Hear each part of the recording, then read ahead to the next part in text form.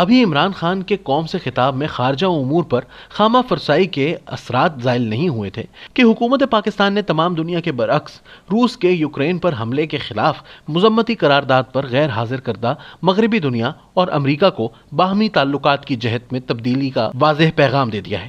انہی ممالک کے قرضوں اور امداد پر ہمیشہ سے پاکستان کا مکمل انحصار ہے، جبکہ یوکرین وہ ملک ہے جس نے کشمیر کے معاملے پر پاکستان کا ساتھ دیا تھا۔ کہاں عمران خان کو جو بائیڈن کی کال کا اٹھتے بیٹھتے انتظار تھا، اسی امریکہ کی سفارش پر IMF سے قرضہ بھی حاصل کیا، اور کہاں وہ قوم سے خطاب میں امریکہ کی افغان جنگ اور ڈرون حملوں کے لتے لے رہے تھے۔ عمران خان سے بہتر کس کو پتا ہوگا کہ اس جنگ میں امریکہ کا ساتھ دینا اور ڈرون حملوں کی اجازت اس وقت کی ملٹری اسٹیبلشمنٹ کا فیصلہ تھا۔ ڈرون حملوں کے بارے میں باہر جو بھی موقف لیا جائے، لیکن درون خانہ یہ بات تسلیم کی جاتی ہے کہ پاکستان کو مطلوب TTP کے تمام بڑے دہشت گرد فوجی آپریشنز کی بجائے انہی ڈرون حملوں سے کیفر کردار کو پہنچے۔ عمران خان نے بڑے رسان کے ساتھ یہ جھوٹ بھی بول دیا کہ وہ ہمیشہ اس جنگ کے مخالف رہے، حالانکہ سچ تو یہ ہے کہ وہ اس جنگ کے مکمل حمایتی تھے، اور تبھی مخالف موقف اپنایا جب پرویز مشرف نے عمران خان کے خوابوں اور خوشامد کے برعکس صرف ایک قومی اسمبلی کی سیٹ پر ٹرخا دیا۔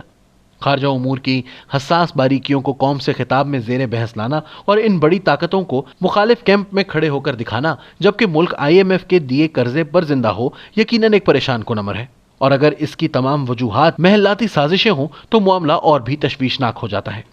اسی پر بس نہیں، عمران خان نے اچانک عوامی وزیر اعظم بنتے ہوئے IMF سے کیے گئے معاہدے کے برعکس پیٹرول اور بجلی کی قیمتوں میں بھی کمی کر دی۔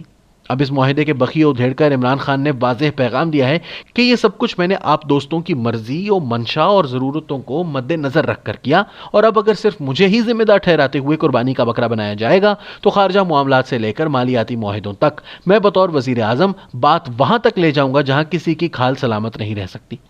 پیغام بڑا خطرناک اور واضح ہے۔ عمران خان نے اپنی تقریر میں پیٹرول اور ڈیزل کی قیمتوں کو عالمی کساد بازاری سے تو منسلک کر دیا، لیکن چینی، گندم، گھی، کھاد اور سیمنٹ کے کارٹل کے ذریعے سرکاری اور چندہ دینے والے لاڈلے سرمایہ داروں کی دہاڑیوں کے ذکر کی جرت نہ کر سکے۔ ہاں، پیکا قانون کی حمایت میں خوب برسے، کیونکہ اس قانون کے ذریعے مفادات کو مشترکہ دکھانا مقصود تھا۔ فیک نیوز اور غلیظ پروپیگنڈا پر بڑے غصے میں نظر آئے، حالانکہ ساری غلاظت کے وہ خود موجد ہیں۔ باقی جماعتوں نے تو بعد میں ان کے تربیت یافتہ لوگوں سے اپنے بچاؤ کی خاطر سوشل میڈیا ٹیمیں ترتیب دیں۔ ابھی کچھ دنوں ہی کی تو بات ہے جب آسما شیرازی اور غریدہ فاروقی کے خلاف غلیظ ٹرینڈ بنائے گئے۔ اب جب مکافات عمل ہر دم عمران خان کا منہ چڑھا رہا ہے تو برداشت جواب دے رہی ہے۔ فورن فنڈنگ اور شوکت خانم اسپتال کے نام پر غبن کی فخر دورانی کی خبر پر وہ سیخ پا نظر آئے۔ اسے بڑی صفائی سے شوکت خانم اسپتال کے خلاف جنگ گروپ کی مذموم مہم قرار دے دیا، لیکن پیغام یہاں بھی بڑا واضح ہے۔ عمران خان کبھی دھمکی اور کبھی خدمت سے اپنا کام چلاتے آ رہے تھے۔ تمام تر مایوسی کے باوجود ان کے چاہنے والے ان کے ساتھ کھڑے ہونے پر مجبور تھے، کیونکہ اگر مفادات مشترکہ تھے تو نقصان بھی مشترکہ تھا۔ بھارت سے تعلقات کے دوبارہ آغاز اور تجارت پر اجازت دے کر مکر جانا بھی برداشت کر لیا گیا، لیکن DGISI کی نئی تعیناتی اور پرانے DGISI کی من پسند جگہ پر تعیناتی نہ ہونے نے ساری محبت کو ختم کر کے رکھ دیا۔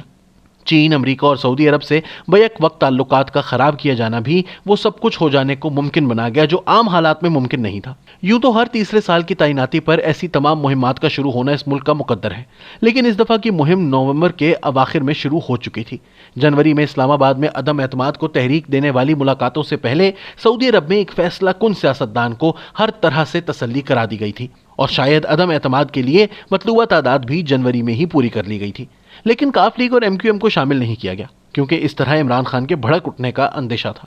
وزیر اعظم کو حاصل اختیارات اور ان کی افتاد طبع کے پیش نظر منصوبہ بندی بڑے احتیاط سے ہوئی ہے، اور تمام اپوزیشن کو بھی شیشے میں اتار لیا گیا، لیکن عمران خان بھی تو انہی سازشوں کی پیداوار ہیں۔ تمام تر دباؤ اور تنہائی کے باوجود وہ گاجر اور ڈنڈا اپنے ہاتھ میں رکھے ہوئے ہیں۔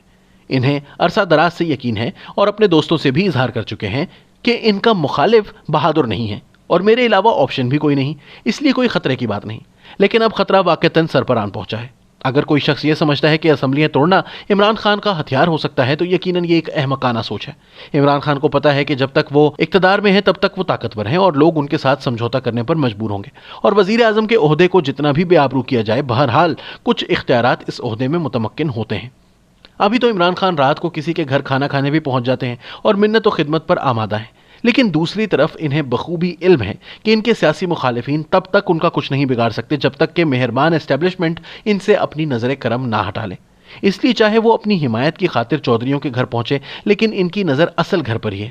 اسی لیے ایک طرف تو انٹیلیجنس بیورو متحرک ہو چکا ہے اور دوسری طرف عمران خان سارے بین الاقوامی تعلقات، مفادات اور معاہدوں کو ٹھوکر مار کر پاکستان کو معاشی بحران میں دھکیلنے پر دھمکاتے نظر آتے ہیں۔ عمران خان کو بخوبی پتہ ہے کہ ان کے خلاف موجودہ طوفان دراصل کہاں سے اٹھا ہے اور اس کا ہدف کون ہے۔ عمران خان عدم اعتماد کی تحریک کا مقابلہ جس طرح بھی کریں، لیکن بطور وزیر اعظم ان کو آسان ہدف قرار نہیں دیا جا سکتا۔ مطلوبہ ممبران کی تعداد پورا کرنے کی بجائے ان کا غور و خوض 3 اقدامات پر ہے۔ اول یہ کہ کسی کی مدت ملازمت بڑھا کر اس بحران کو ٹال دیا جائے اور 10 سالہ ہائیبرڈ نظام کا وعدہ پورا کروایا جائے، لیکن یہ کام تو شہباز شریف بھی مستقبل میں سر انجام دے سکتے ہیں۔ بات اگر موجودہ وقت کی ہے تو یہ اختیار عمران کے پاس ہے اور وہ کسی کو گھر بھیج دینے کا اختیار بھی رکھتے ہیں اور یہ خوف بھی پیدا کیے ہوئے ہیں، لیکن اس وقت عمران خان کا من پسند اس مسند پر پہنچنے سے قاصر ہے۔ قریبی لوگوں کا خیال ہے کہ ابھی عمران کے رومانس کا شکار اور لوگ بھی ہیں، لیکن عمران خان تمام غباروں سے ہوا نکالنے کے لیے ابھی سے نئے چیف کے اعلان پر بھی غور کر سکتے ہیں۔ دوسری طرف بھی لوگ ہاتھ پر ہاتھ دھر کر نہیں بیٹھے۔